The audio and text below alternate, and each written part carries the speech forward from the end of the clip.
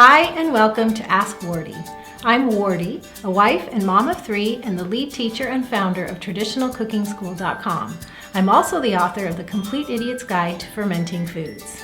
Ask Wardee is the weekly show devoted to your niggling questions about traditional cooking. Maybe it's your sourdough starter, your sauerkraut, superfoods, broth, or anything else to do with traditional cooking.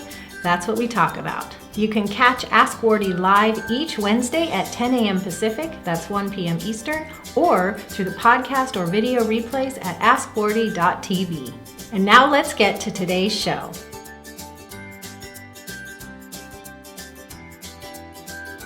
Welcome everyone to Ask Wardee. We have a great question to cover today. Thank you if you're live with me or if you're watching the replay. I appreciate you and I'm just thrilled that we're able to do this each week. It's a privilege for me to visit with you. And so we have a great question today from Sue. She says, would you please tell me how long dehydrated sprouted wheat grains last? What is the best way to store them? Since it's drier here in the winter, I would like to sprout and dehydrate a lot of grains. Thank you, Sue. That is a great question. It's a question that's near and dear to my heart too. You got my email this morning inviting you here. I told you that sprouting is my near and dear friend because here's the quandary with traditional cooking. We like to prepare foods ahead of time for best nutrition and digestion. And one of those big foods that benefits the most from that is grains. So we either soak, we sprout, or we sourdough. All three of those neutralize anti-nutrients to make the grains more nutritious and digestible. Well, let's say you want to make cookies or muffins. Well, prior to traditional cooking, you're just like, make cookies or muffins, I'll just get my flour and my sugar and my salt and my fat and my eggs and I'll mix them and I'll bake them, right? Well, in traditional cooking, me and others like me tell you, no. You need to soak that or you need to sourdough it, which means a delay, right? You're not just like going to go into the kitchen and just make cookies. Well, so that's the thing with traditional cooking. Sometimes it's not instant, but notice I said sometimes because one of the grain prep methods that we can employ is sprouting, where we take our whole grain berries, wheat, spelt, einkorn, whatever you choose, and you soak it, drain it, let it sprout ahead of time, then you dehydrate it, and then you have sprouted berries. It's like pre-soaking or pre-sourdough. Now, I'm not saying that soaking, sprouting, and sourdough are all the same in terms of preparation for digestion and nutrition, but I am saying they are all valid methods. And so when you sprout your grains, you're doing all that work up front, and then you have these sprouted berries or sprouted flour on hand. You can even purchase it. And so that means when you say, I want to make cookies or I want to make muffins, you just grab your sprouted flour and you can grab all the other ingredients and you can mix your batter and you can bake. You can just bake already. You don't have to wait 7 or 8 hours or overnight for it to sour or soak. So that is why I love sprouting, and that's why we talk about it a lot inside Traditional Cooking School. I'm just going to stop here for a moment and say that if you would like a free gift from me, which is an introduction to traditional cooking, be sure to grab my free videos, tradcookschool.com. It's right there, /free vids. And I'll give you an introduction to traditional cooking. We talk a lot more about this grain prep method I'm going over here. In the comments, the question is, do I dry the sprouts and then grind them? Yes, that's exactly what you do. You sprout your berries to like in just a little bit of a tail, and then you dry them completely, and then you mill them. You grind into flour like you know, if you're milling at home, it's the same thing, just you have dried, sprouted berries that you're milling instead of just the berries as they come in the bulk section. It's very simple, but they are pre-prepared for better nutrition and digestion. So Sue, like me, well, I'm assuming the reason is that she loves it so much is you prepare the grains for better digestion, but you also have the convenience of instant cooking. And so Sue is asking, I want to do a bunch of them. We have a dry climate, so it's really good to have sprouted grains on hand. How do I store them and how long do they last? So are we all on the same page? Is anybody else excited about having sprouted berries on hand? And maybe in the comments you can tell me, give me a thumbs up if you sprout berries and keep them on hand. Susie, does this work for oats? It works for whole oats. So yes, it does. You just don't want to do rolled. And I'm going to answer your question in just a moment about the sprouting the flour store well. It is very, very exciting. So you get the benefits of the good nutrition and digestion. You also get the instant gratification of your cookie fix or your muffin fix or whatever. So we're getting a thumbs up, and I want to, and not yet but soon. Great. By the way, inside Traditional Cooking School, we have tutorials on sprouting grain, spelt, and einkorn. So a lot more information on this. And Traditional Cooking School, you go to tradcookschool.com/get-started for more information on what all we cover more in depth with video tutorials and step-by-step inside Traditional Cooking School. Okay, so I want to get to Sue's question. It's very simple, and then I have some show and tell. If you got my email this morning, I told you I was going to share with you a common household linen that makes transferring your sprouted berries from the dehydrator tray to storage just simply a breeze.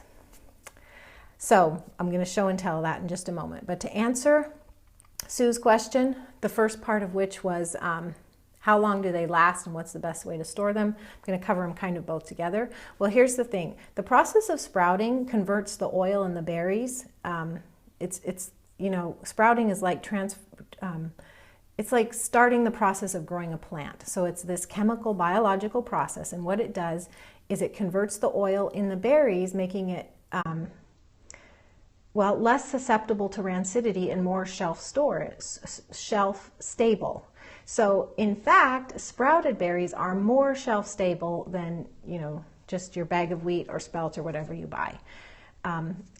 It doesn't mean, you can just throw caution to the wind and not take care with storing, but it is true that sprouted grains store better because the oil that has been converted and is not as susceptible to rancidity. So that's really, really good news. It's just simply less volatile. So sprouted grains are somewhat easier to store. So the berries themselves, that's where you take the whole wheat or the whole spelt or the whole einkorn berry, you sprout it and you dry it. So we're talking about them fully dried. You want to store them as airtight and cool as you can. So just like, I pre-buy spelt or einkorn and I store them in 5-gallon buckets with Mylar bags. There's many ways to look at airtight, cool, dark storage. Mine in particular is food grade 5-gallon buckets, Mylar bags, and then in the coolest part of our house as I can. And they will keep for years and years. So same thing with sprouted grains. You're looking at even a little more shelf stable. So the same kind of storage situation that you would do for your whole grains, you're going to do for your sprouted grains. The flour, because you have these whole sprouted grains. So just like we say that it's best to use as fresh as flour as possible in your baking, same thing with sprouted flour. Preferably grind what you need, or maybe a couple days or a week at a time, but any unneeded you would want to put in the fridge or the freezer. Same thing with your other fresh ground flour. Flour in general, whether sprouted or not, benefits from cool storage. When you break that berry with the grinder and you make it into a flour, you've just increased the surface area, you've exposed it to oxygen, and so if you don't keep it cool and dark like fridge or freezer, then oxidation and the things that are going to set in with normal flour are going to set in with sprouted flour. So quick recap. Your whole sprouted berries you store like you would your other whole grains. Cool, dark, and airtight as possible. Your sprouted flour, you're going to grind only what you need, preferably, but if you want to grind a little bit of head, then any excess you're going to store in the fridge or the freezer for a couple weeks at most. Okay, we all on the same page? You can give me a thumbs up. The hearts are still flowing. Thank you for that. Okay, I think we're on the same page. So yes, and we're getting a yes in the comments. Great. So the last part of today's episode is show and tell here. So who here is part of Traditional Cooking School and already knows what this common household linen is that I use to take my sprouted dried berries from the trays I've dried them on and to get them off, and then it also serves as a storage container. Does anybody know? Well, I will show you. Sometimes practicality wins out. Well, it is linen. Okay. Is it you, Lee, who got it? She says pillowcase. I think you're Lee. Lisa's saying pillowcase. You're right. So I don't know if this will fit in the screen, but here it is. This is Leanne. Great. Okay, this is my pillowcase. You see all this heavy right here? These are my sprouted einkorn berries. I'll get them out and show you.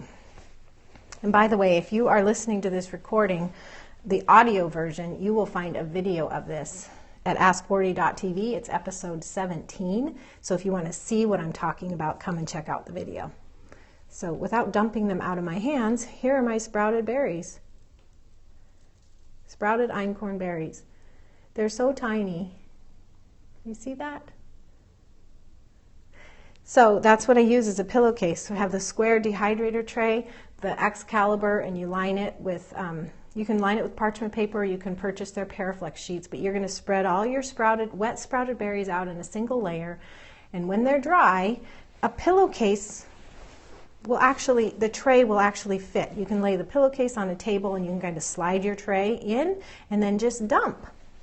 And then I just leave them in here. And then depending on how many I have, it's getting a little bit low now, but I keep a supply of these, and I do this, and I put it inside a 5-gallon bucket where I have a Gamma Seal lid. And so I don't worry about these being airtight unless I was going to do pounds and pounds and pounds of them, but I just keep a supply that we use regularly, and I keep them in my 5-gallon bucket. So how long do they take to sprout? Oh, they take about 24 hours or so. I mean, it really depends on how wet they are, how big they are, and how efficient your dehydrator is. And I have the Excalibur, which is a cube dehydrator, but you can do this on your round Nescos or whatever dehydrator. If you have an oven that does a very low temperature, you can dry them in the oven. I have instructions about all of this inside Traditional Cooking School, so if you're a member, check it out. You want to look at the Fundamentals e-course or the Einkorn Baking e-course. Or of course you can pop on by our members group on Facebook to ask more questions. And if you're not a member of Traditional Cooking School, here's your invitation, because we have video tutorials about this and so much more inside. The information is at tradcookschool.com/get-started. Any other questions? Because I have a couple more minutes here before we wrap up. Maybe you guys could tell me some things. I'll watch for questions, but also why don't you let me know whether this interests you or not. Okay, I don't know if I can catch these all at once. How much does a 9-tray Excalibur yield? I don't remember. I do have details inside our classes about that. Other grains besides wheat, certainly. Spelt, rye, oats, einkorn, kamut. I've done them all. So you'd want to make sure it's whole. It's not cracked or rolled, because those won't sprout. It has to be the berry that actually could be planted in the soil to grow a plant. That's what's going to sprout. So if it's been broken, it won't. All right, well, thank you everyone for being here. Just as a quick wrap up, thank you for being here, whether it's live or the replay. This will be up within 24 hours at askwardee.tv. You'd want to look for episode 17. And also be sure to check out the free traditional cooking video series I told you about. That's at tradcookschool.com/freevids. So if you want to learn more about traditional cooking, that's a great introduction to it. Just thank you for being here. I really, really appreciate it. It's fantastic to visit with you. You're welcome, everyone. You're welcome. God bless you, and talk to you again soon. Bye-bye. Thanks so much for coming today. It's been fun. Here's what to do next. Ask Wardee wouldn't be possible without your questions, so please keep them coming. If you're on Twitter, you can tweet me. Use the handle @TradCookSchool with your question and include the hashtag AskWardee. Or you can email me, wardee@askwardee.tv. To get the show notes, links I mentioned, or even to catch up on past episodes, just go to askwardee.tv. To join the fun of the live video recording of Ask Wardee each week, be sure to follow me at TradCookSchool on the Periscope app, or go to periscope.tv/TradCookSchool. We're live every Wednesday at 10 a.m. Pacific, that's 1 p.m. Eastern. Thanks so much, and I'll see you next week.